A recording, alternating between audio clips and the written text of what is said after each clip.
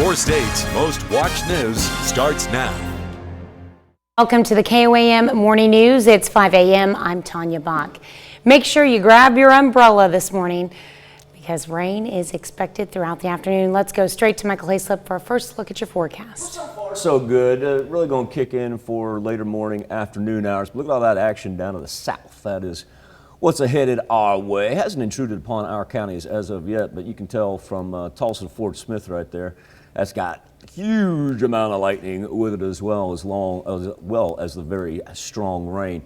Now, we've been lucky so far. Don't even have any cloud cover to worry about. Very comfortable outside as well, as we're talking about temperatures right now ranging anywhere from the mid to low 60s. A whole bunch of 65s and 66s up there. So very, very pleasant start.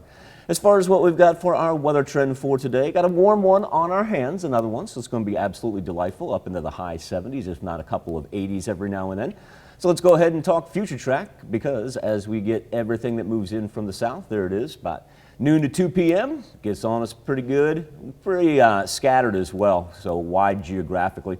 Then we're clearing off for Tuesday and warming right back up with, you guessed it, afternoon rain on Tuesday as well. 7-day forecast going to get us up into the 80s consistently here throughout the course of the week, and just keep those chances for afternoon and evening rains all the way through to the weekend. Temperatures in the 80s. Feels like summer. All right, thanks, Michael. See that Sunday? Look at that Sunday. Ooh. Woo-hoo. And that's not even what it feels like. Yeah. All right, thanks, Michael. 2 people are dead following what authorities say was a murder-suicide just after noon on Saturday. Deputies with the Greene County Sheriff's Office were called to check on a vehicle parked on an exit ramp at the junction of I-44 and State Highway PP. When deputies arrived, they found 2 people dead inside the car. During the investigation, authorities determined 24-year-old Kaylin Barclay from Ozark shot and killed 27-year-old Gabriela Broglia of Joplin and then took his own life. Officials say the 2 had been in a relationship for several months. In Coffee County, Kansas, authorities are investigating an accident that left 3 people dead on the Neosho River near Burlington. Officials say the initial investigation shows a family of 2 adults and 2 children were boating on the river when the boat approached a Lowhead Dam. The boat stalled and the operator lost control of the boat, and all 4 people were thrown out of the boat. Wesley Sharp of Shawnee, Kansas was pulled from the water and is currently in stable condition. However, Maribel Moran and the couple's 2 children, ages 3 and 5, were taken to Burlington Hospital, where they were later pronounced dead. As the weather heats up, more people may be heading to the water to cool off. But before jumping in the water, it's important to make sure you're being safe. And this includes wearing the correct gear and knowing the right techniques. We spoke with paddle boarding instructors and paddle boarders themselves on the importance of staying safe while enjoying the activity. I think it is very important to let people understand safety gear is very important on this river. You know, any waterway, you can see we've got life jackets, we've got our helmets on. It's just, water is a powerful force and sometimes you can't mess with it. With how to get back on the board if you fall, or maybe what to do in a bad situation. Instructors say the safest place to be in the water is on one's board, and to make sure everyone knows the fastest way to get back on should you fall off. A church in Fairland is coming together for their first big event in a year. Hudson Creek Baptist Church held a family fun event to reunite the community after they were unable to gather during the pandemic. Activities at the event included a bounce house, face paint, and barbecue for everyone to enjoy. The church says it was important to let their community know they were still there for them. It gives us the opportunity to know that we are still here. We are still here for the community.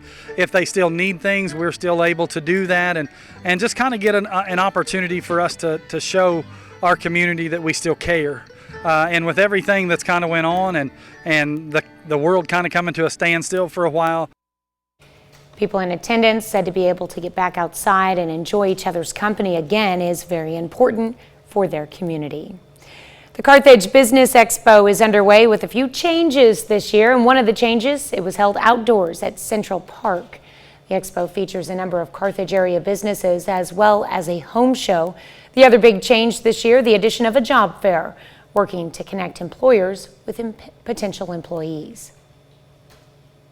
exciting because what's awesome is we're giving a shirt away at this event, and then the next couple of weeks we'll see that shirt out in the community. It's like, man, it makes us feel proud that people are wearing the product that we put out. So it's exciting to see that, and it's also exciting to just make new connections and to establish friendships. So one thing that we try to do is we want to establish a relationship with people and with businesses, and not just a one-time sale.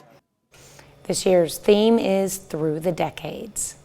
Saturday marked 1 year after Joplin for Justice was founded, and they celebrated at Ewart Park. The organization was formed last year after the death of George Floyd.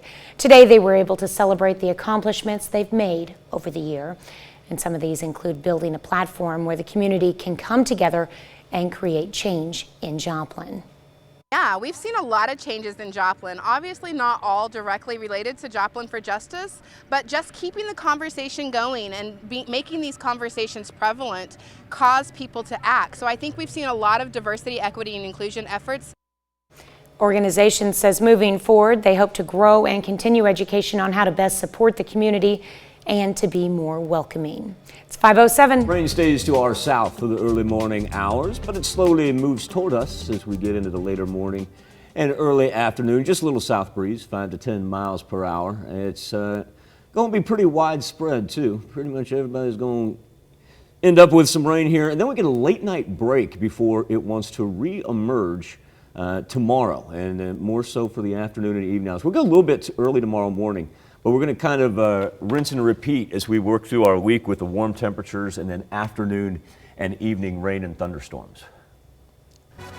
That's a look at this morning's top stories and weather in our first 7 minutes. Coming up on the KOAM Morning News, the National Month of Action. President Biden says all those COVID vaccines are helping Americans return to work in big numbers. I'm Jonathan Seri in Atlanta. I'll have details coming up. Plus, the Joplin Outlaws face the St. Joe Mustangs. We'll have highlights, and you may have noticed your grocery bill getting more expensive. We'll look at how much food costs have increased in the past year. You're watching the KOAM Morning News. More real news in the morning. We'll be right back.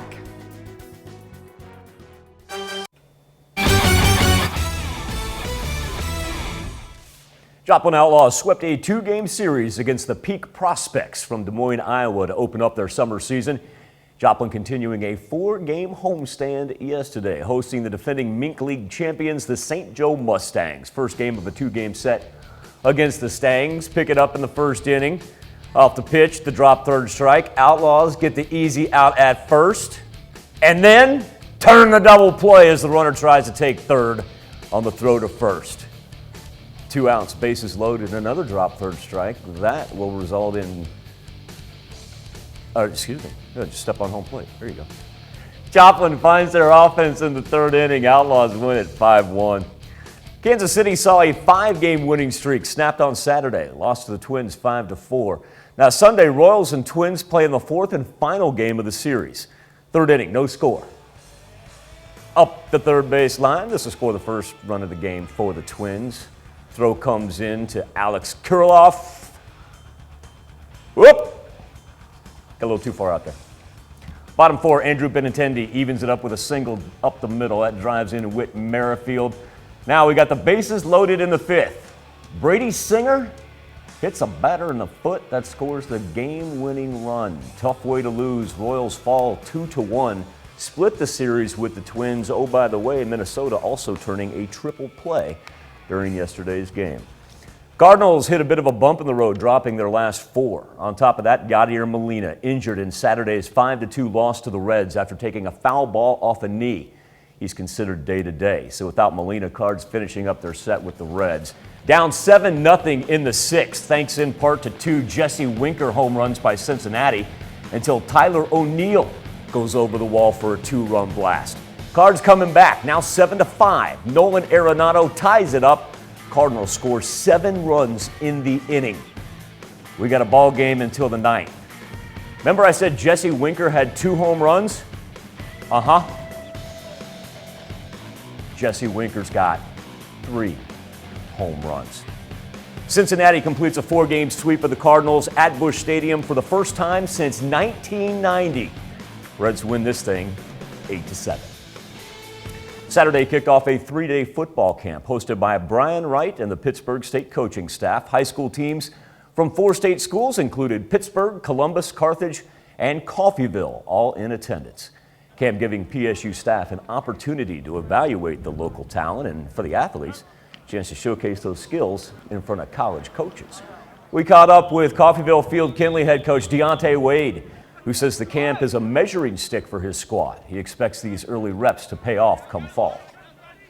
They're excited. They're on the ride over. It was just they were hyped. They're ready to go for the opportunity. But it's going to be a wake-up call because we haven't done anything football-related since November, I think it was. I just want them to see where we currently stand, and good, bad, and different. We still got to get better, and so they see what it takes because there's some really good programs here who've had some success and are building and continuous success, and we get to go compete against them. So it should be fun for us. Still to come on the KOAM Morning News, a royal baby is born. And have announced the birth of their second child. I'm Laura Podesta with details on the significance of her name. And to check on our 7-day forecast when the KOAM Morning News returns. KOAM. Rolling up on 5/17, not quite there as of yet, but that gives us time to address our weather almanac for this June the 7th. Nice thing is really for the rest of this week, we're going to be able to sit right at, if not a little bit above, our average high for this time of year. Check out that record from 1972, got all the way up to 95 degrees. Coming off a very comfortable June 6th, where we were up to 82 degrees at Joplin Regional Airport. And then by the end of the week, we'll see our monthly and annual precipitation totals begin to grow as well. So far, so good on this Monday morning. All the storm activity staying down to our south. Good one ranging through the Red River. Got another one in central Arkansas, and kind of 3 different systems right there, despite the fact it's all the same Gulf moisture. But that one moving out of Tulsa, and that's the closest one toward us. Like I said, we don't even have to worry about really any cloud cover, but we will keep our eyes down to the south, because that is where everything is going to arrive for today. Starting to see it creep up in between I-40 and I-44 right there. Look at that fair amount of lightning. It was not only the heavy rain this thing is putting down, but also packing a little punch with the lightning strikes, and this is isolated to the last 5 minutes alone, so that's quite impressive right there. Live look outside of 7th and Rangeline in Joplin, 66 degrees. Very hard to beat. It's just extremely comfortable outside right now. Just a little southeasterly breeze at about 5 to 10 miles per hour. 65 and 66, kind of the dominant numbers right now, and that'll include Pittsburgh, Lamar, and Parsons in that range. Miami at 63, and we'll go 65 right now in Nevada. The heat wave has now moved over the northeastern section of the United States. They've got heat advisories, heat warnings, the whole 9, as the jet stream and the ridge have really made their way over the Great Lakes right now. You may remember last week, kept on talking about how it was hanging over the west coast. Well, it kind of flattened out after it got over the Rockies, and now it's just going to direct all that heat from the mid-Atlantic all the way up to the east. Split jet stream, big trough right there. That's what's forcing all that Gulf moisture with those 3 different systems our way. And you can tell that warming trend. They're still sitting at 76 degrees pre-sunrise in Minneapolis right now. But you can tell that the color contour of the map there is kind of getting a little bit cooler for them. Not oppressive heat like they had last week. We've been lucky so far, really heat-wise. Let's talk about our rain, though, for the afternoon hours. We're going to be good till late morning, say around the noon hour, and then we're going to see it move in from the south. And then a little bit more here. That'll be early tomorrow morning, though. So as it comes in, very scattered, pretty widespread geographically. And everybody's going to get a little bit of rain here by the time the afternoon and evening is over. Not a whole lot of flooding concerns. It's just going to be one of those that, if you're going to be out and about this afternoon and evening, make sure you got the umbrella. And then we're going to taper off here for the evening hours and get a little bit of a morning break. Then on Tuesday, we're going to go reload about the same time period and roll it through there again. Temperatures going to maintain the 80s throughout the course of our week. But it's that afternoon and evening hours with the warmer temps where we keep on throwing up those rain chances. Look at Friday, Saturday, and Sunday as well. Could be a little steamy out there if the Gulf moisture sticks around, as our temperatures are going to range from about 90 to 91. Time now to turn our attention to the KOAM News Now Facebook page and our morning Instapoll. United Nations Food Price Index reports global food prices have surged to their highest levels in a decade. May prices were up nearly 40%. Year over year. Prices jumped nearly 5% from April to May. In the United States, food costs have not returned to normal since the height of the pandemic. In April, food prices rose 2.4%. from the same time period just a year ago. So our question to you on Facebook and our morning Insta poll: have you had to cut back on groceries because of rising food prices? You can let us know by going to Facebook, and we'll direct you to our Insta poll. That's KOAMnewsnow.com/vote. We'll continue to revisit this story and get your results as we move through the show. Health Watch is next. Topping Health Watch this morning, President Biden is touting the fast pace of America's economic recovery from the COVID outbreak, promising more vaccinations will lead to more jobs. Jonathan Suri has more from Atlanta. More than 168 million Americans have gotten at least one dose of COVID-19 vaccine as the National Month of Action gets underway. President Biden wants at least 70% of adults partially vaccinated by the 4th of July. And he says the vaccines are having a big impact on the economy, helping to get more than 500,000 people back to work in May. Now's the time to accelerate the process we've been making. Now's the time to build on the foundation we've laid. There's now a big push to get teenagers vaccinated, but a new study is warning of a possible link between vaccines and rare heart inflammation in teenage boys. At the same time, the CDC is also out with a new advisory noting hospitalizations are up among teens who have not been vaccinated. CDC Director Rochelle Walensky writing in a statement, quote, "We are nearing the end of this pandemic in this country. However, we all have to do our part and get vaccinated to cross the finish line." And as the U.S. gets closer to herd immunity, vaccinating the rest of the world is becoming a top priority. The White House announcing a plan to donate some 80 million doses of unused COVID vaccines. But where they're going is already causing controversy, with some developing nations accusing the U.S. of putting politics over public health. Joe Biden's government is going to donate vaccines to the world, but they are not going to donate vaccines to Venezuela. They are miserable people who hate and despise Venezuela because we are rebels. The first shipment under the new plan went out on Friday, 1 million doses of Johnson & Johnson vaccine to South Korea. Doctors now believe patients with active blood cancers have the greatest risk of dying from COVID-19. Records at NYU Langone show no increased mortality risk for people who had received cancer treatments in the past. Mental health visits for new mothers jumped 30% during the COVID-19 pandemic, especially in the first 3 months after giving birth. A study in Canada found postpartum distress started to increase in March of 2020, with more patients reporting anxiety, depression, and substance abuse. With more children being screened for celiac disease, the number of cases has doubled in the past 25 years. Researchers in Italy now believe 1.6% of the global population may be affected by the autoimmune disease, which is treated by removing gluten from the diet. Well, some baby sleep rockers are getting recalled over links to infant deaths. Fisher-Price and the Consumer Product Safety Commission are recalling 2 different model rockers. They are the Rock and Glide Soothers and the Soothe and Play Gliders. 4 infant deaths are linked to the Rock and Glide Soothers. None have been linked to the Soothe and Play Gliders. Fisher-Price said the company is committed to educating parents and other customers on how to use their products safely by including following any instructions and warnings. New federal baby sleep product standards will be effective by mid-2022. That's a look at some of today's top health stories. You're watching the KOAM Morning News. This rain starting to creep its way in from the south, making its way into our counties in northeast Oklahoma, just over the Oklahoma-Kansas state line. Still packing a good punch down by Tulsa. Everything moving from south to north right now. And lightning, really impressive along I-40. Gets a little bit better there with the one that will intrude upon us first. It's not going to be widespread really until late morning, early afternoon hours. But that's what we'll keep our eyes on for today. Very comfortable outside, mid-60s right now. Clouds are going to obviously build as the rain gets a little bit closer. Going to be pretty warm here all week long on the 7-day forecast. So by the time we get to the afternoon, there we go. And you get pockets there. We'll get a quarter to half an inch of rain for round 1 during the afternoon. Then we kind of taper off here just a little bit after sunset. I think we'll get some light morning rain tomorrow. I think it's going to move in from the south right there through Arkansas. We're going to see that down in southwest Missouri a little bit.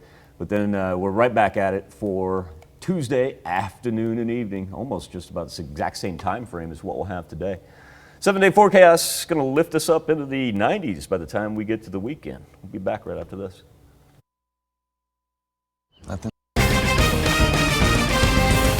Two are dead following a murder-suicide on I-44. Plus the latest on a deadly boat accident on the Neosho River. And Joplin for Justice celebrates its one-year anniversary. We hear from organizers on the group's accomplishments and what comes next. The four states' most watched news starts now. Good morning and welcome to the KOAM Morning News. It's 5:30. I'm Tanya Bach. Make sure you grab your umbrella today because rain is expected. Let's go straight to Michael Hayslip with a first look at your forecast. Start with a live look outside of Television City. Now, it looks great right now. Things are going to change here with the storm system that's moving out of Tulsa. Just moving from south to north, a little bit of it into our counties in the far southwestern portion and the far west of southeast Kansas. That's the lightning strikes. We'll pay attention to this one up by Tulsa right here, because this thing has now sprung a flood advisory for them as well. We don't have any watches, warnings, or anything of that nature, but it does give you an idea of kind of how much rain this thing's capable of putting down. It will lighten up as it moves toward us. So ours will be more sporadic as everything moves out of Oklahoma and heads our way. As far as what we're looking at nationally, kind of three separate systems right there, and one down in Texas is actually starting to pop up some severe thunderstorm warnings. Everything from low to mid 60s right now, 66 and 65, kind of the popular number here pre-sunrise. 5:58, as a matter of fact, what we'll have for sunrise. You'll notice those panels like to drop that rain every now and then, and here's what we've got on future track, because it's going to really pick up here for the afternoon hours. Say in between about 2 and 9 p.m., pretty widespread, anywhere from easily quarter to half an inch. You get those red pockets right there. You may even get close to an inch. Then we taper off overnight, kind of reload, and then we're going to do it again on Tuesday afternoon and evening, almost same time period as what we'll have today. Temperatures gradually increasing all the way up to the 90s by the time we get to the weekend. Get ready for the heat. Ready for rain and then ready for heat. All right, sounds good. Thanks, Michael. Two people are dead following what authorities say was a murder-suicide. Just after noon Saturday, deputies with the Greene County Sheriff's Office were called to check on a vehicle parked on an exit ramp at the junction of I-44 and State Highway PP. When deputies arrived, they found two people dead inside the car. During the investigation, authorities determined 24-year-old Kaylin Barclay from Ozark shot and killed 27-year-old Gabriela Brogilio of Joplin and then took his own life. Officials say the two had been in a relationship for several months. Pittsburgh man is dead and another seriously injured following a crash on US 69 in Crawford County. The crash occurred around 3:30 Friday afternoon. Officials with the Kansas Highway Patrol say 66-year-old Michael Simones was killed when the car he was driving crossed the center line and struck the driver's side of another car. The driver of the other car, 68-year-old John Lowe, was taken to Overland Park Regional Hospital with serious injuries. The crash occurred on US 69 a little over 9 miles north of K47. In Coffee County, Kansas, authorities are investigating an accident that left 3 people dead on the Neosho River near Burlington. Officials say the initial investigation shows a family of 2 adults and 2 children were boating on the river when the boat approached a Lowhead dam. The boat stalled and the operator lost control of the boat, and all 4 people were thrown out of the boat. Wesley Sharp of Shawnee, Kansas, was pulled from the water and is currently in stable condition. However, Maribel Moran and the couple's 2 children, ages 3 and 5, were taken to Burlington Hospital, where they were later pronounced dead. As the weather heats up, more people may be heading to the water to cool off, but before jumping in the water, it's important to make sure you're being safe, and this includes wearing the correct gear and knowing the right techniques. We spoke with paddle boarding instructors and paddle boarders themselves on the importance of staying safe while enjoying the activity. I think it is very important to let people understand safety gear is very important on this river. You know, any waterway, you can see we've got life jackets, we've got our helmets on. It's just water is a powerful force and sometimes you can't mess with it. With how to get back on the board if you fall, or maybe what to do in a bad situation. Instructors say the safest place to be when in the water is on one's board, and make sure everyone knows the fastest way to get back on should they fall off. Saturday marked 1 year after Joplin for Justice was founded, and they celebrated at Ewart Park. The organization was formed last year after the death of George Floyd. Today, they were able to celebrate the accomplishments they've made over the year. Some of these include building a platform where the community can come together and create change in Joplin. A lot of changes in Joplin, obviously not all directly related to Joplin for Justice, but just keeping the conversation going and making these conversations prevalent cause people to act. So I think we've seen a lot of diversity, equity, and inclusion efforts. The organization says moving forward, they hope to grow and continue education on how to best support the community and to be more welcoming. Jeff and Lauren Lowe, the married couple and current owners of the Tiger King Park in Oklahoma, were both arrested for DUI Saturday morning. The couple made famous by the Netflix series Tiger King were both taken into custody early Saturday morning by Oklahoma City police. According to the arrest report, Lauren Lowe was driving their Range Rover when it jumped a curb, leaving a parking lot. When a cruiser followed the vehicle, Jeff took over driving, but according to police, he also appeared to be driving under the influence. When stopped and breath tested, Jeff Lowe reportedly had a breath alcohol reading more than twice the legal limit. In May, the Lowes had 70 big cats from their animal park in Thackerville seized for ongoing violations on the Endangered Species Act. That's a look at our top news stories coming up this half hour on the KOAM Morning News. We hear from a children's author and a four-state veteran about her new book. Plus, Prince Harry and Duchess Meghan Markle announced the birth of their second child. We'll have details. But first, it's 5:37. Tracking these thunderstorms down to the south of us. Haven't had much of an impact on our counties as of yet, but everything is moving from south to north. And they're even packing some flood warnings, some flash flood warnings in the Tulsa area. So like I say, it's capable of dropping a fair amount of rain. Now it's going to lighten up as it heads toward us, so that's one positive of it.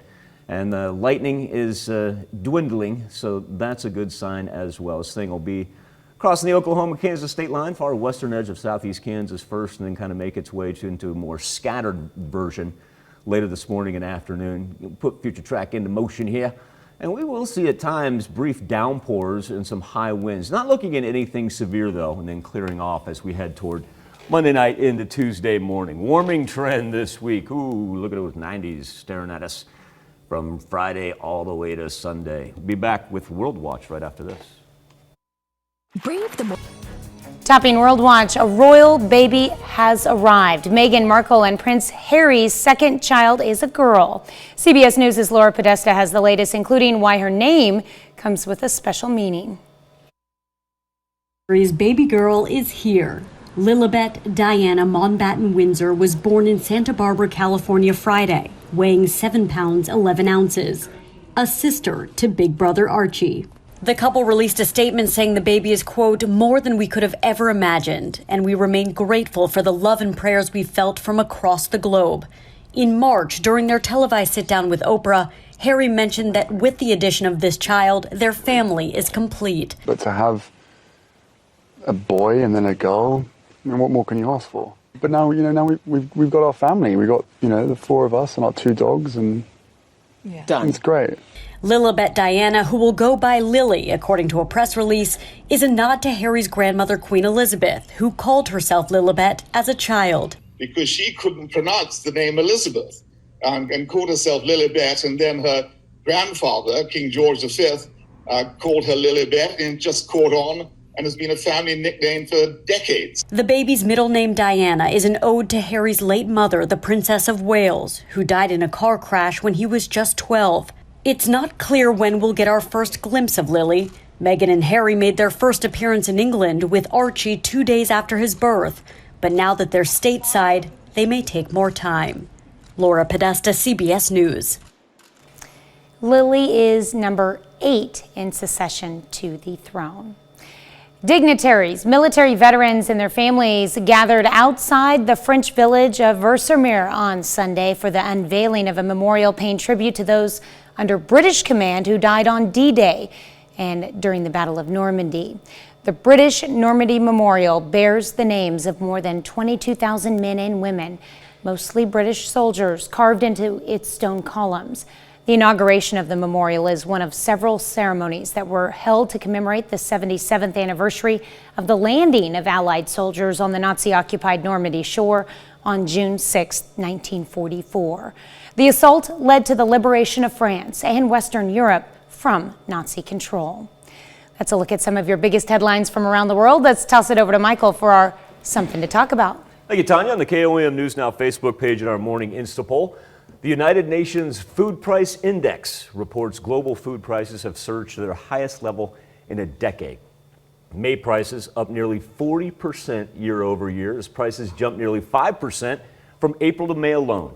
In the United States, food costs have not returned to normal since the height of the pandemic. In fact, in April, food prices rose 2.4% from the same period a year ago.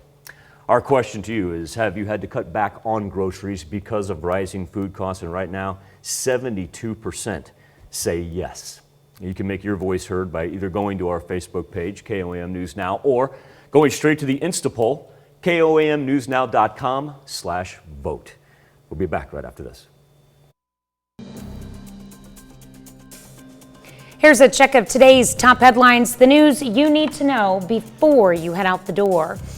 In South Florida, Miami-Dade police are investigating another deadly mass shooting. 3 people were killed and several injured at a graduation party early Sunday morning. A state corrections officer was among the dead, according to authorities. They say 1 or more vehicles pulled up and gunfire hit the crowd at a strip mall lounge. 2 people are dead following what authorities say was a murder-suicide. Just after noon Saturday, deputies with the Greene County Sheriff's Office were called to check on a vehicle parked on an exit ramp at the junction of I-44 and State Highway PP. When deputies arrived, they found 2 people dead inside the car. During the investigation, authorities determined 24-year-old Kaylin Barclay from Ozark shot and killed 27-year-old Gabriella Borgilio of Joplin and then took his own life. Officials say the 2 had been in a relationship for several months. In Coffee County, Kansas, authorities are investigating an accident that left 3 people dead on the Neosho River near Burlington. Officials say the initial investigation shows a family of 2 adults and 2 children were boating on the river when the boat approached a low-head dam. The boat stalled and the operator lost control of the boat and all 4 people were thrown out of the boat. Wesley Sharp of Shawnee, Kansas was pulled from the water and is currently in stable condition. However, Maribel Moran and the couple's 2 children, ages 3 and 5, were taken to Burlington Hospital where they were later pronounced dead.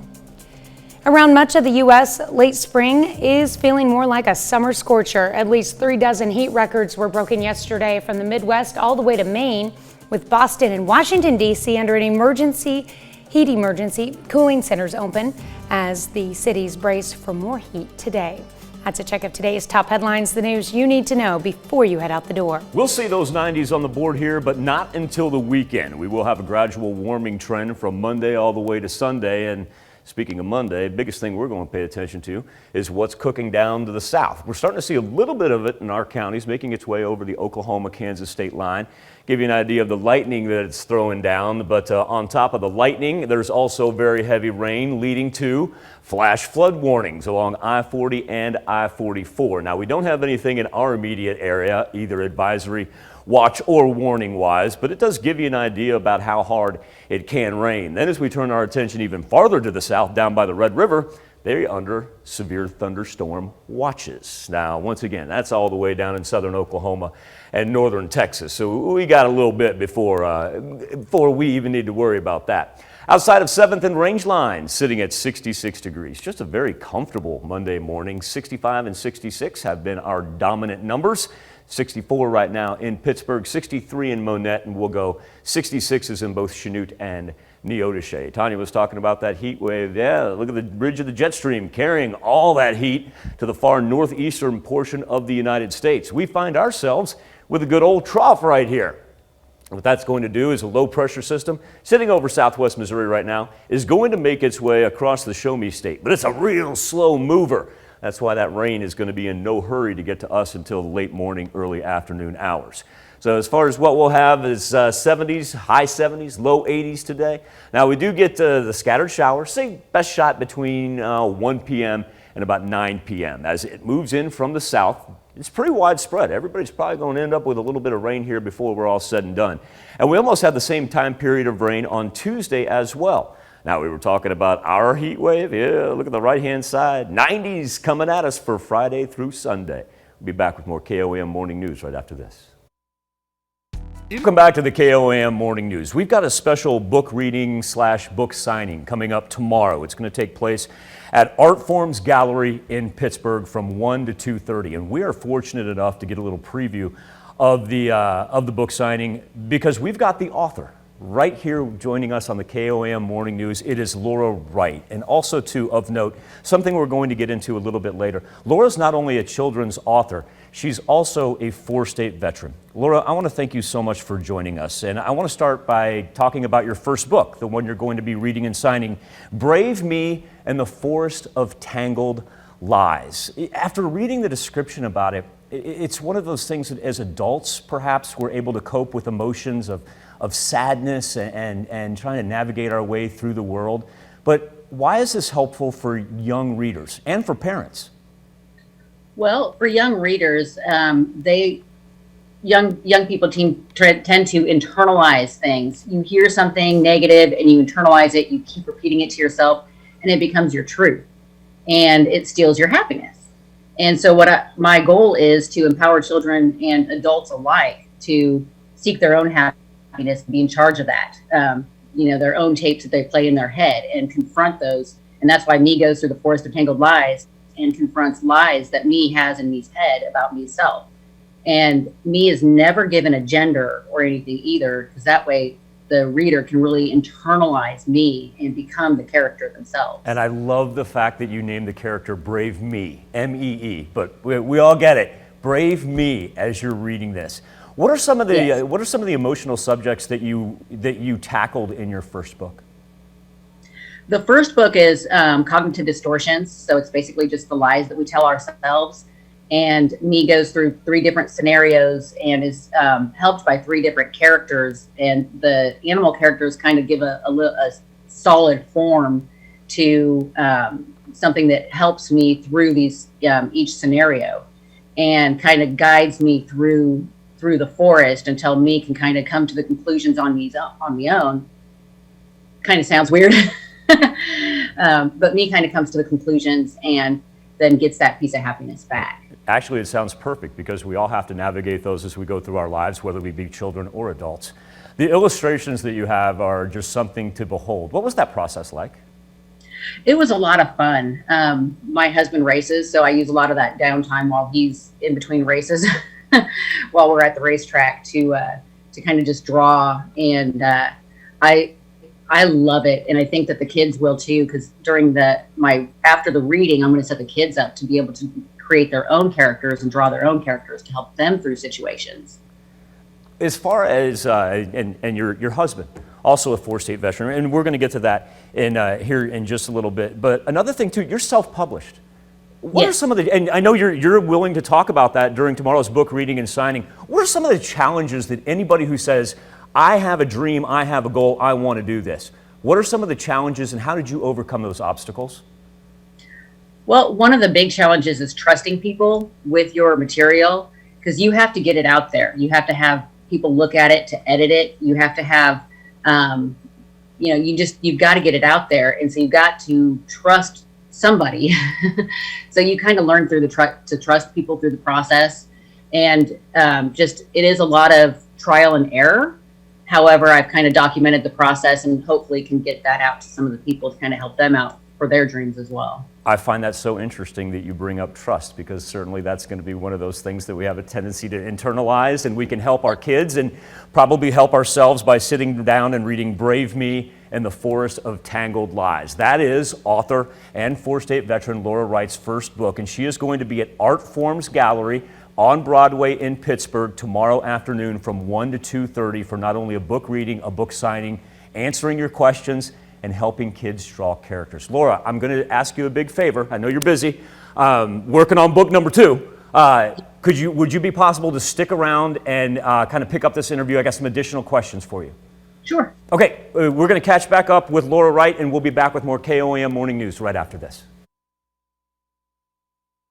This band of rain coming out of Tulsa, we're starting to pick up some in Washington County right now, so it is making its way from south to north, right over the Kansas-Oklahoma state line right there, and this has resulted in flash flood watches for the Tulsa area. Give you an idea of the lightning strikes. Really is dominating I-40, that one down there in between OKC and Fort Smith is where we're seeing the majority of the lightning, but this one is starting to work its way up toward us. Really, it's not going to be widespread until we get to the afternoon hours. Temperatures going to make it up into the high 70s, low 80s.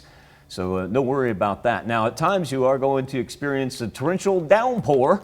Not going to be long-lived, but as this thing progresses through the afternoon and evening hours, it is capable of throwing it down. So we'll watch our flood advisories as well and be back with more KOAM Morning News right after this.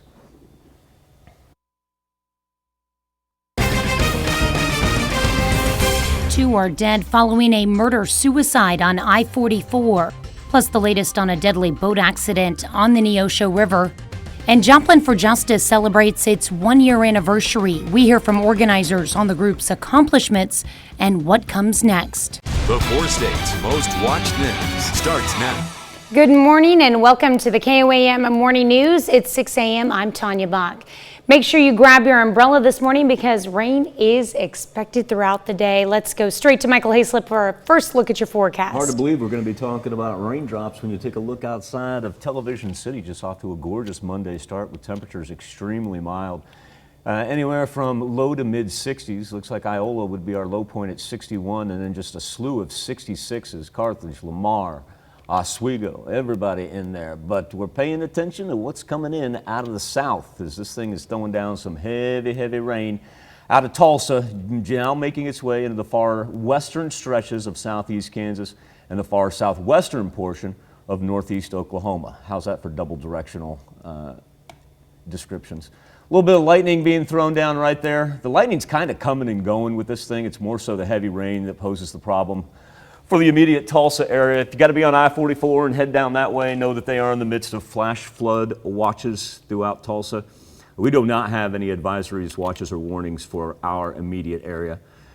Jet stream now over the northeastern portion of the United States. They're going to be in the midst of a good old-fashioned heat wave. For us, temperatures are going to be just fine in the high 70s, low 80s, but look at what happens this afternoon.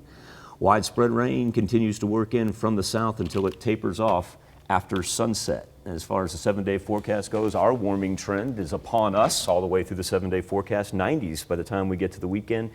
As far as our rain goes, about the same schedule each and every day. Picks up for the late morning, early afternoon, carries us into the evening hours, and really doesn't want to taper off till we get to about Saturday, Sunday.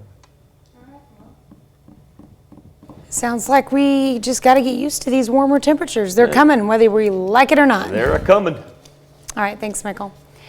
Well, two people are dead following what authorities say was a murder-suicide. Just after noon Saturday, deputies with the Greene County Sheriff's Department were called to check on a vehicle parked on an exit ramp at the junction of I-44 and State Highway PP. When deputies arrived, they found two people dead inside the car. During the investigation, authorities determined 24-year-old Kaylin Barclay from Ozark shot and killed 27-year-old Gabriela Brogilio of Joplin and then took his own life. Officials say the two had been in a relationship for several months. In Coffee County, Kansas, authorities are investigating an accident that left 3 people dead on the Neosho River near Burlington. Officials say the initial investigation shows a family of 2 adults and 2 children boating on the river when the boat approached a Lowhead Dam. The boat stalled and the operator lost control of the boat, and all 4 people were thrown out of the boat. Wesley Sharp of Shawnee, Kansas was pulled from the water and is currently in stable condition. However, Maribel Moran and the couple's 2 children, ages 3 and 5, were taken to Burlington Hospital, where they were later pronounced dead. As the weather heats up, more people may be heading to the water to cool off, but before jumping in the water, it's important to make sure you're being safe. And this includes wearing the correct gear and knowing the right techniques. We spoke with paddleboarding instructors and paddleboarders themselves on the importance of staying safe while enjoying the activity. I think it is very important to let people understand safety gear is very important on this river. You know, any waterway, You can see we've got life jackets, we've got our helmets on. It's just water is a powerful force, and sometimes you can't mess with it. With how to get back on the board if you fall, or maybe what to do in a bad situation. Instructors say the safest place to be when in the water is on one's board, and make sure everyone knows the fastest way to get back on should you fall off.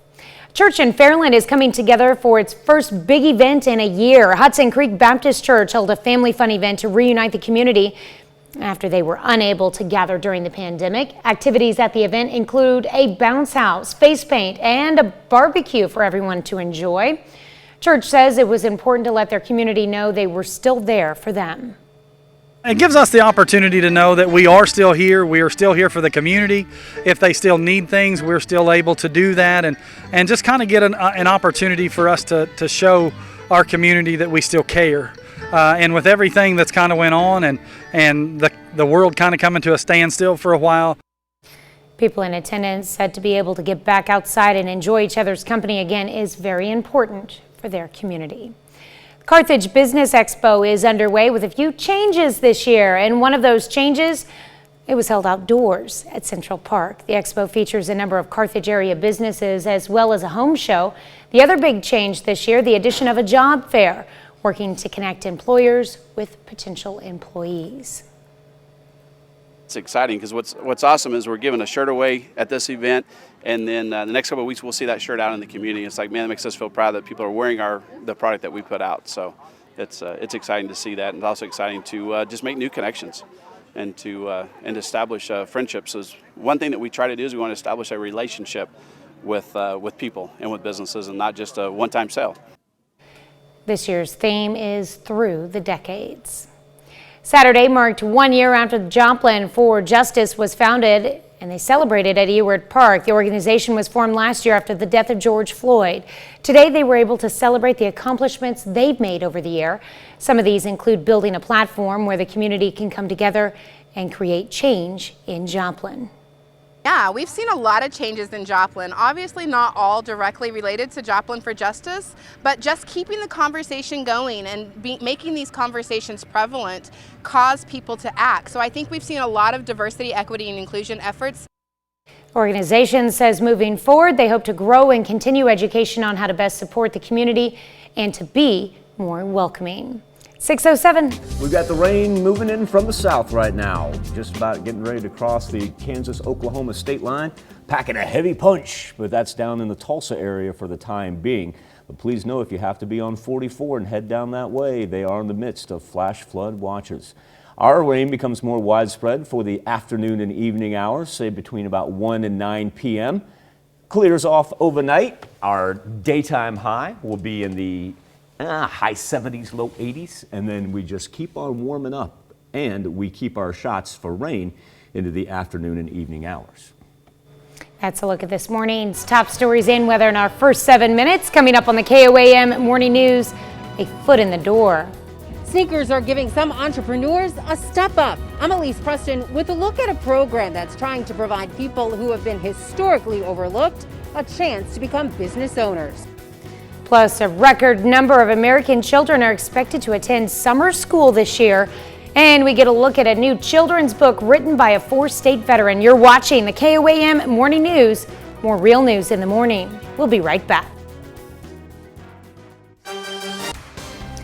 In Money Watch this morning, sneakers are big business. Elise Preston reports on a program that aims to help Black entrepreneurs get a foot in the door.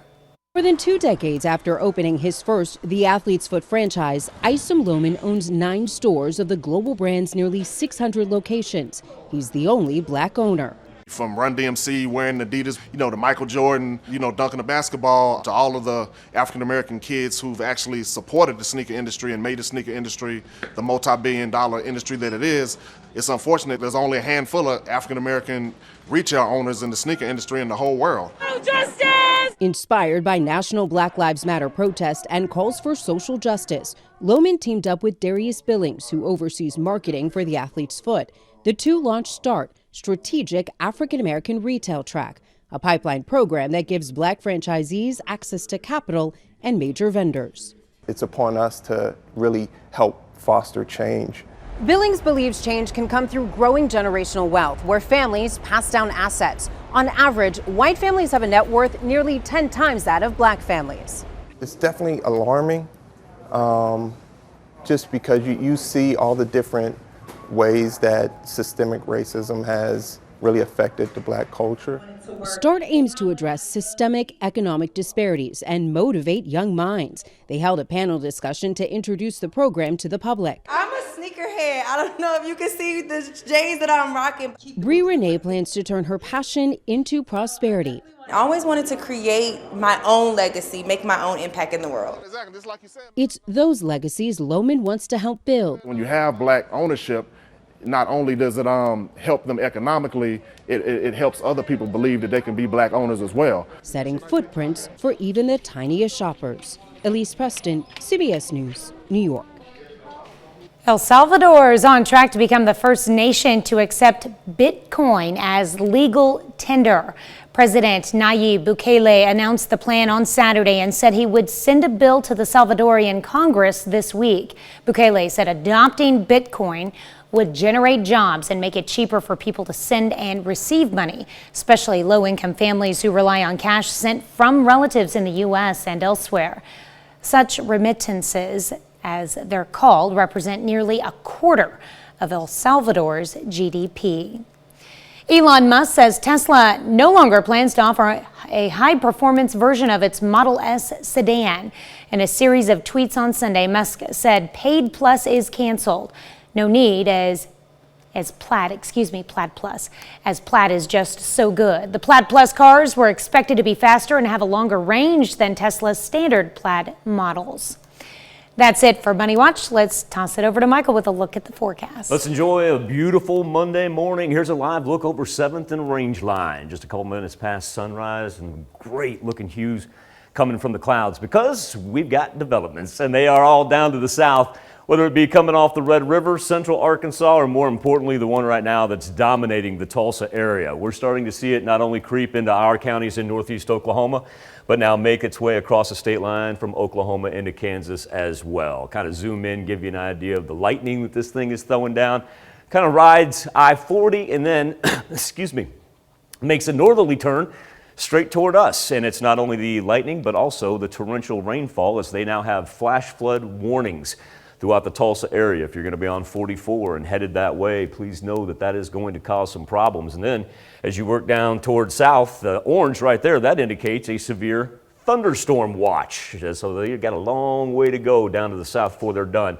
But we'll consume ourselves with this band right here. Now, back to 7th and Rangeline for a look at our current conditions. 66 degrees is where we stand, extremely comfortable outside. Can't beat it. 65 to 66 being our most popular number. We have the 61 there in Iola, 63 in Miami, and 64 right now in Pittsburgh. The massive heat wave is going to hang over the northeastern section of the United States. We are in the midst of the trough of the jet stream right there. Big low pressure system making its way across the Show Me State today. But it's a slow mover, and that's why it's going to take a little bit before we get widespread rain. Temperatures in the high 70s, low 80s. And really about, I'd say between 1 p.m. and 9 p.m. That's when we get the widespread addition of our precipitation. Every now and then you'll get a good downpour with it as well. Pick up some lightning and then clear off by the time we get to about 10 o'clock tonight. After that, temperatures on the 7-day forecast continue to rise up into the high 80s, low 90s by the weekend. And we keep those shots for rain during the afternoon and evening hours up until Wednesday and Thursday. We'll be back with more KOAM Morning News right after this. Looking at the KOAM Morning News, earlier we were fortunate enough to be able to be joined by not only a 4-state veteran, but also a children's author, Laura Wright. And Laura, kind enough to come back and join us for a second part here. She is going to be reading her first book, Brave Me in the Forest of Tangled Lies, and also signing the book tomorrow afternoon at Art Forms Gallery in Pittsburgh. That's going to be from 1 to 2:30. Laura, we talked earlier about the writing process and the character Brave Me and how it can help not only children but also adults. But I want to get a tad bit personal with you here. You're a 4-state veteran. Tell us a little bit about your service time. Well, I spent 17 years in the Marine Corps, I did 4 years active duty back during the Gulf War. I didn't deploy though at that time, but I was on active duty from 90 to 94, and then got out and just did the civilian life for a while, and then 9/11 happened. So there went that option, and I just kind of, once a Marine, always a Marine. Felt the pull to go back in, so went back in and served quite a few more years and did 2 tours in Iraq. It doesn't seem like a transition that you hear every day, from United States Marine Corps to not only children's author but children's illustrator. My question for you is why? I really want to empower children. Children are my passion. They're our future. They're the ones that we really need to uplift. And if we want to have a good future in this world, we need to really uplift those children and empower them to make sure that they can do their part in this world too. You've written 3 books with your main character, Brave Me, and it's no coincidence the name of the character is Brave Me, because as a child or a parent reads it, you can become that character. And each of these books, it has the theme of self-realization. Why was that important to you to kind of put that in a child's conceptual idea? Because it's easy for you and me to try to explain it, but you've taken it to their level where they can fully embrace it. Well, it's children are on a different level than we are, and we have to get down to their level to be able to really connect with them. And that's why I also do a lot of interviews with kids too when I'm writing my books, to make sure I get their input. So I'm not putting something, and times change, kids change. I mean, we didn't have social media and stuff like that when we were growing up. So there's a lot that's changed. So I get a lot of input from children.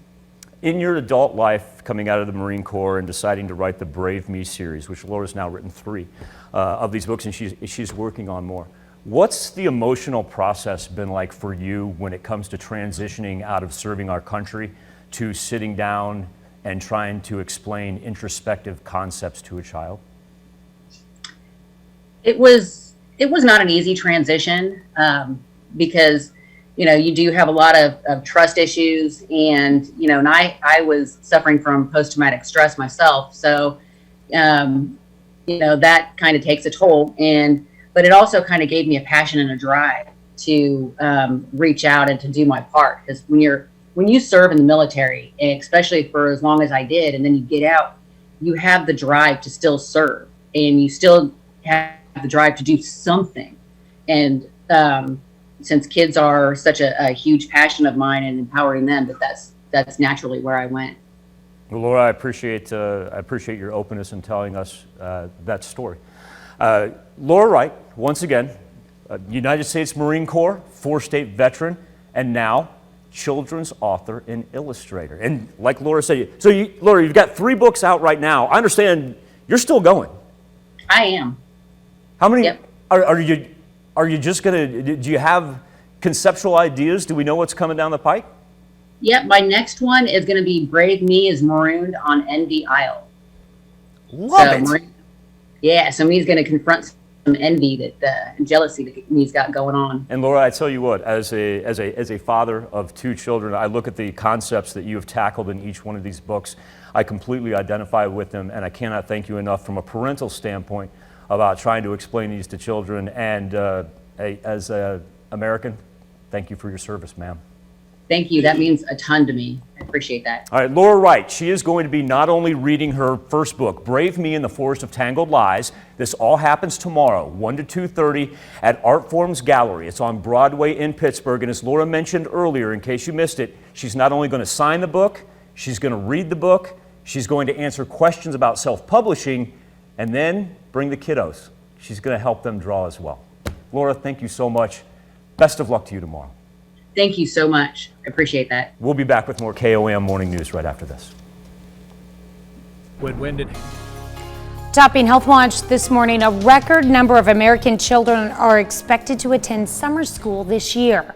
They'll be making up for the schooling they lost due to COVID-19 lockdowns. Around the country, school districts have been beefing up their summer courses, and the districts are offering bonuses to teachers to get them to work in the summer.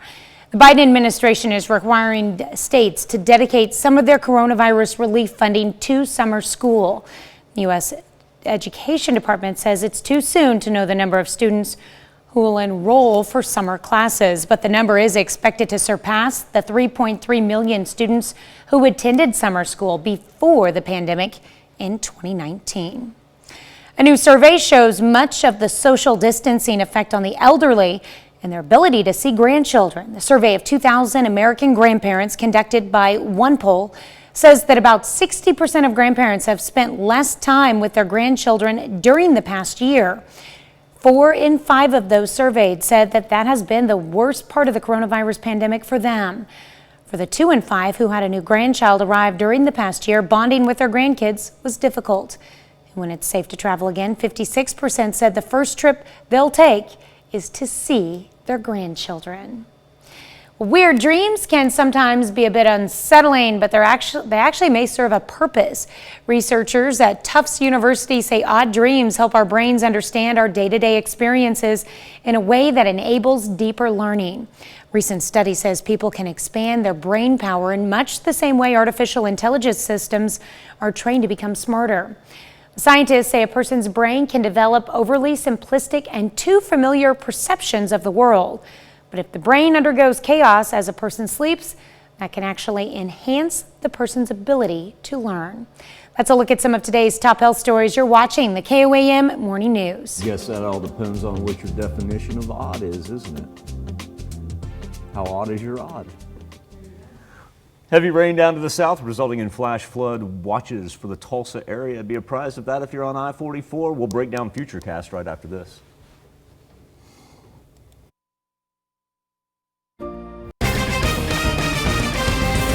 Two are dead following a murder-suicide on I-44. Plus the latest on a deadly boat accident on the Neosho River. And Joplin for Justice celebrates its one-year anniversary. We hear from organizers on the group's accomplishments and what comes next. The 4 states' most watched news starts now. Good morning and welcome to the KOAM Morning News. It's 6:30. I'm Tanya Bach. If you've been waiting for warmer temps, this is the perfect week for you. Let's go straight to Michael Hayslip with a first look at your forecast. Yeah, we're going to be in the 90s here by the time we get to the weekend, Tanya. Gorgeous start, but looks can be deceiving, and we'll explain that when we get to the Skywatch Storm Tracker. As temperatures range right now from about 63 to 66, extremely comfortable outside. Now let's turn our attention down to the southwest, where we've got heavy rain coming out of the Tulsa area, working its way through northeast Oklahoma and the far western edge of southeast Kansas. Now, the majority of the 4 states is going to be off to a great morning start and not have to worry about a whole lot of rain until we get to the afternoon. But we are going to concentrate on this system coming out of the Tulsa area because it has resulted in flash flood watches. So if you have to be on I-44 and head down that way, know that you're going to run into torrential rainfall. As far as our weather trend for today, Tanya said it was going to warm up, and it is. So we're going to go high 70s, low 80s for today and keep climbing each and every day on the 7-day forecast. But more importantly, let's talk about our rain, because in between about 1 p.m. and 9 p.m., pretty widespread right there, and every now and then you're going to get a bout of torrential rain, and flooding not necessarily the concern now. But by the time we get into Tuesday and Wednesday, it probably will be, because we're going to repeat that afternoon and evening rainfall as we warm up into the 90s from Friday into Sunday. So what time do you think the rain will hit the, central I'm going to go Pittsburgh widespread in between 1 to 9. Between 1 and 9? Yeah. Okay. Like I said, it's pretty widespread geographically. And yeah, I think we all end up getting some rain. It won't be like yesterday where it was sporadic, especially down to the south. The north didn't pick up anything. Joplin Regional only recorded a trace amount So if you were of rain. you were a little too busy this weekend and didn't get that mowing done, you still have this morning then? Yeah, but you better get it done in the morning. Well, you're better off getting it done each and every morning if you can, because the afternoons are just going to get hotter and hotter. Very true. Just kill off the grass that way. Hey, that'd solve one thing. It's not good for it. All right, thanks, Michael. 2 people are dead following what authorities say was a murder-suicide. Just after noon Saturday, deputies with the Greene County Sheriff's Office were called to check on a vehicle parked on an exit ramp at the junction of I-44 and State Highway PP. When deputies arrived, they found 2 people dead inside the car. During the investigation, authorities determined 24-year-old Kaylin Barclay from Ozark shot and killed 27-year-old Gabriela Brogilio of Joplin and then took his own life. Officials say the two had been in a relationship for several months.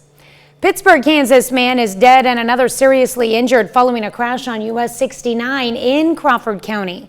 The crash occurred around 3:30 Friday afternoon. Officials with the Kansas Highway Patrol say 66-year-old Michael Simones was killed when the car he was driving crossed the center line and struck the driver's side of another car. The driver of the other car, 68-year-old John Lowe, was taken to Overland Park Regional Hospital with serious injuries. The crash occurred on US 69, a little over 9 miles north of K47. In Coffee County, Kansas, authorities investigate an accident that left 3 people dead on the Neosho River near Burlington. Officials say the initial investigation shows a family of 2 adults and 2 children boating on the river when the boat approached a Lowhead dam. The boat stalled and the operator lost control of the boat. All 4 people were thrown out of the boat. Wesley Sharp of Shawnee, Kansas was pulled from the water and is currently in stable condition. However, Maribel Moran and the couple's 2 children, ages 3 and 5, were taken to Burlington Hospital, where they were later pronounced dead. As the weather heats up, more people may be heading to the water to cool off. But before jumping in the water, it's important to make sure you're being safe. And this includes wearing the correct gear and knowing the right techniques. We spoke with paddleboarding instructors and paddleboarders themselves on the importance of staying safe while enjoying the activity. I think it is very important to let people understand safety gear is very important on this river. You know, any waterway, you can see we've got life jackets, we've got our helmets on. It's just, water is a powerful force and sometimes you can't mess with it. With how to get back on the board if you fall, or maybe what to do in a bad situation. Instructors say the safest place to be when in the water is on one's board, and make sure everyone knows the fastest way to get back on should you fall off. Saturday marked 1 year after Joplin for Justice was founded, and they celebrated at Ewart Park. The organization was formed last year after the death of George Floyd. Today, this weekend, they were able to celebrate the accomplishments they've made over the year. Some of these include building a platform where the community can come together and create change in Joplin. Yeah, we've seen a lot of changes in Joplin. Obviously not all directly related to Joplin for Justice, but just keeping the conversation going and making these conversations prevalent cause people to act. So I think we've seen a lot of diversity, equity, and inclusion efforts. Organization says moving forward, they hope to grow and continue education on how to best support the community and to be more welcoming. That's a look at our top news stories coming up this half hour on the KOAM Morning News. First, trips to foreign nations. A busy few days ahead for the president and vice president as they embark on their first trips abroad. I'm Laura Podesta with details on what they'll be discussing with world leaders. Plus, for our Something to Talk About, we're asking, have you had to cut back on groceries because of rising food prices? We let you weigh in. But first, it's 6:37. Heavy rain along I-44 in the Tulsa area, resulting in flash flood watches moving into the far western portion of our viewing area in northeast Oklahoma and southeast Kansas. Widespread rain kicks in early afternoon into the evening hours with temperatures in the 80s. We'll be back with Nation Watch next. Topping Nation Watch this morning, after 4.5 months in office, President Biden and Vice President Kamala Harris are taking their first foreign trips this week. Laura Podesta reports from New York. Vice President Kamala Harris is now in Guatemala on the first leg of her first overseas trip since taking office. Things got off to a rough start as her plane was forced to fly back to Joint Base Andrews due to a technical issue about 30 minutes after takeoff. She'll travel to Mexico later today. The White House says Harris will talk about COVID, corruption, and immigration with leaders in both countries. This week, President Biden will travel abroad for the first time as commander-in-chief. On Wednesday, he'll fly to the UK for visits with Prime Minister Boris Johnson and Queen Elizabeth II. Mr. Biden will attend the G7 conference, then head to Belgium and Switzerland for a series of summits, including one with Russian leader Vladimir Putin. I've always been about bipartisanship. The foreign policy focus comes as the president's domestic agenda appears stalled. On Sunday, West Virginia Senator Joe Manchin said he would not support a sweeping election and campaign finance reform bill, effectively dooming the legislation. We must come together on a voting rights bill in a bipartisan way. You can't divide our country further by thinking you've given leeway to one or the other. Manchin also reiterated his support for the Senate's filibuster rule, which many Democrats want to do away with. Laura Podesta, CBS News. Last week, President Biden vowed to do whatever he can to get the For the People voting bill passed. He urged congressional Democrats to do the same, and even before Manchin announced his decision to vote against the act, the measure was unlikely to advance in the Senate, where 60 votes are needed to end debate on a bill and overcome a filibuster. In South Florida, Miami-Dade police are investigating another deadly mass shooting. 3 people were killed and several injured at a graduation party early Sunday morning. A state corrections officer was among the dead. According to authorities, they say 1 or more vehicles pulled up and gunfire hit the crowd at a strip mall lounge. Around much of the U.S., late spring is feeling more like a summer scorcher. At least 3 dozen heat records were broken yesterday from the Midwest all the way to Maine, with Boston and Washington, D.C. under a heat emergency. Cooling centers opened as the cities brace for more heat again today. 5 months after the U.S. Capitol attacks, the FBI is still trying to track down people involved. The Justice Department says the FBI needs help from the public to identify more than 250 additional individuals. Officials say these people are believed to have committed assaults on police officers or other violent acts on the Capitol grounds.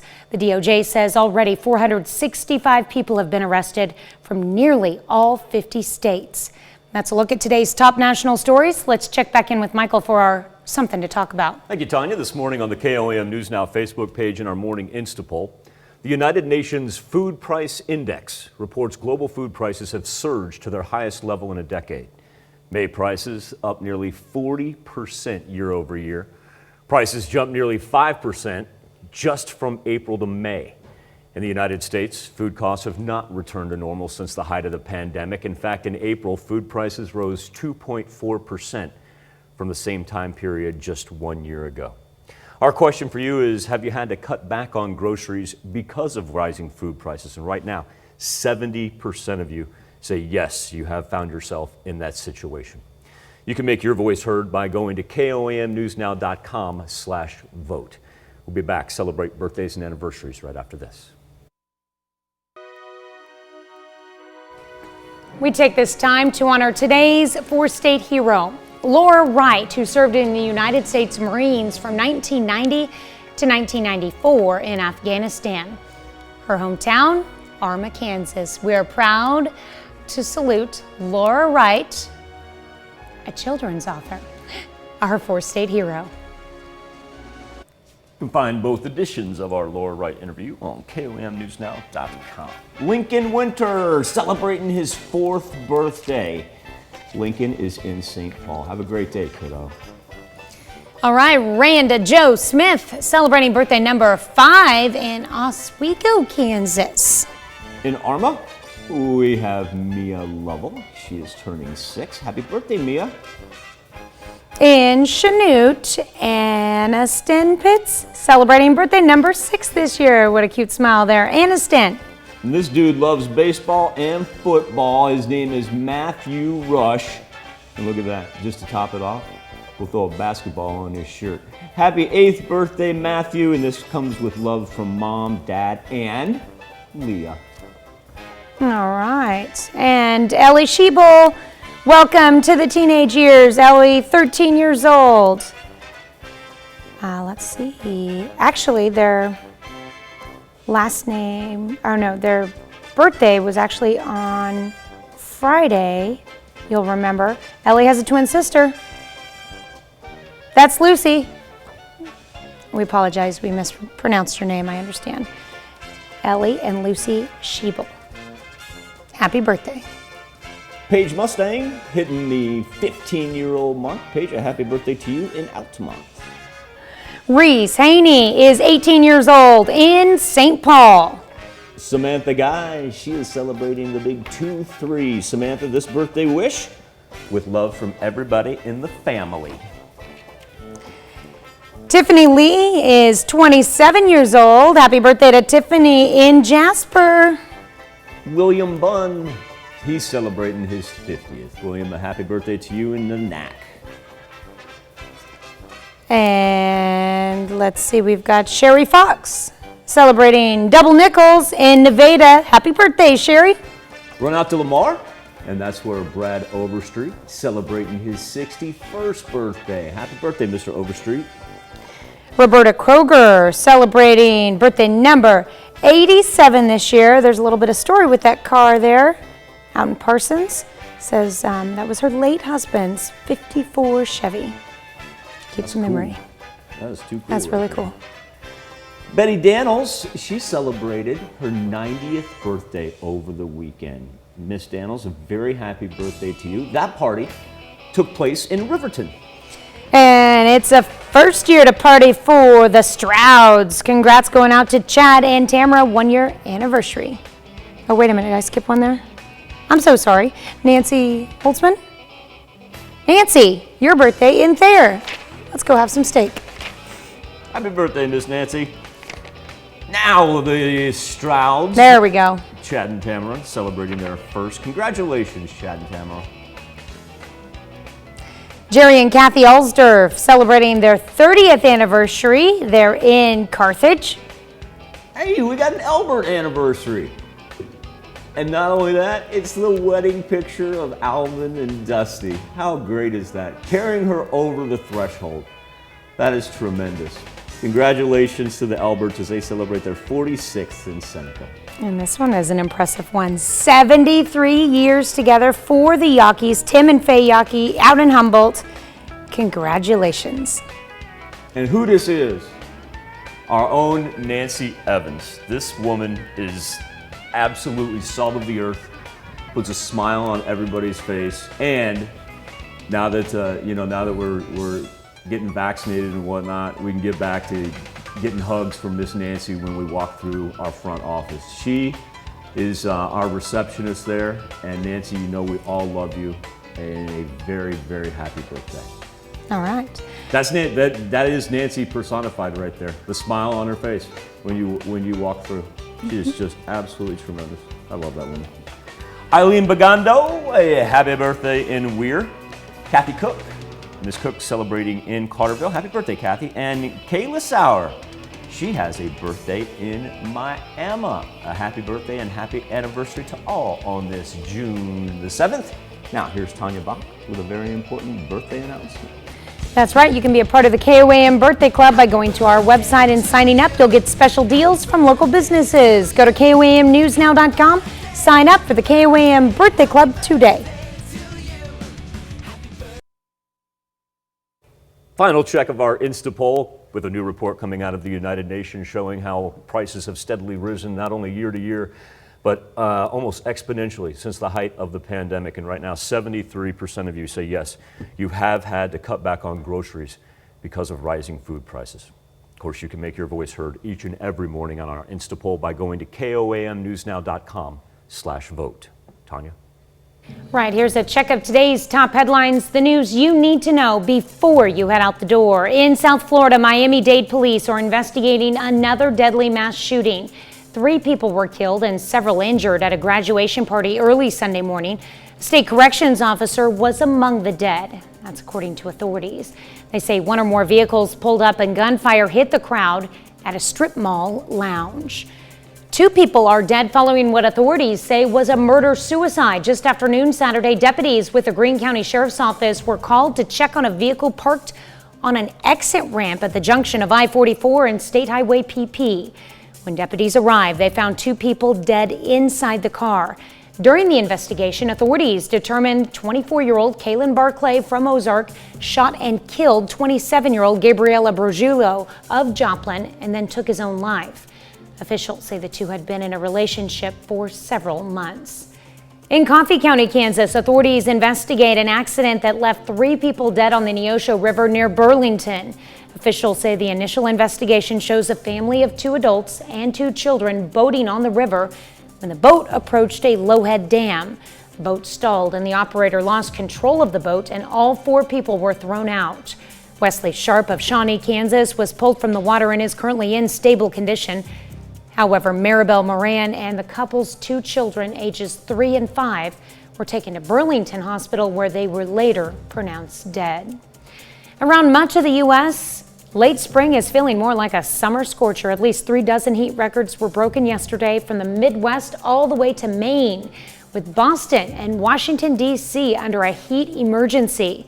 Cooling centers opened as the cities brace for more heat again today.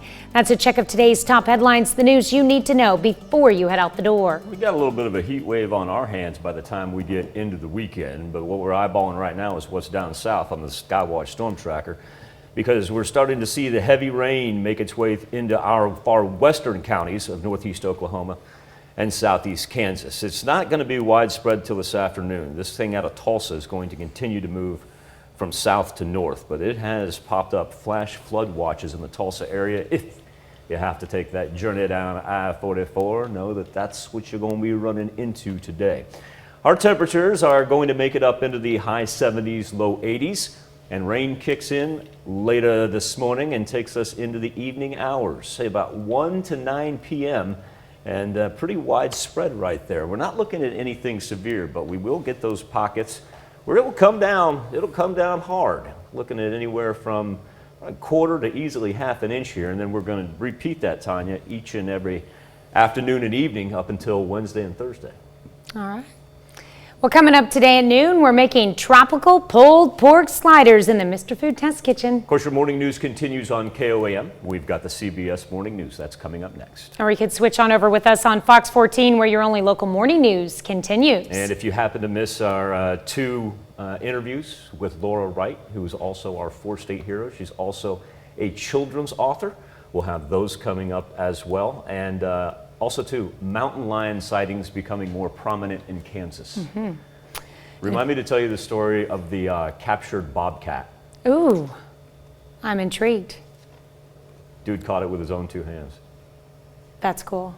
And I've been warned that my fear of rats can continue into the next hour, as we've got a great story about rats. The best part is, folks, when the video is up, watching Tanya read a story about mice and rats, because she won't watch. She just concentrates on the script. Can't look at it. Yeah, Can't look at it. She refuses to look at it. Yeah. Like I can talk. I remember when we did the killer wasps. Yeah, I just palms are getting sweaty right now just thinking about it. All right, switch on over. Join us on Fox 14. Want you to have a marvelous Monday. Keep the umbrella handy, and do me a favor. Be safe. Do this all again tomorrow morning. And we're going to do it again today at noon.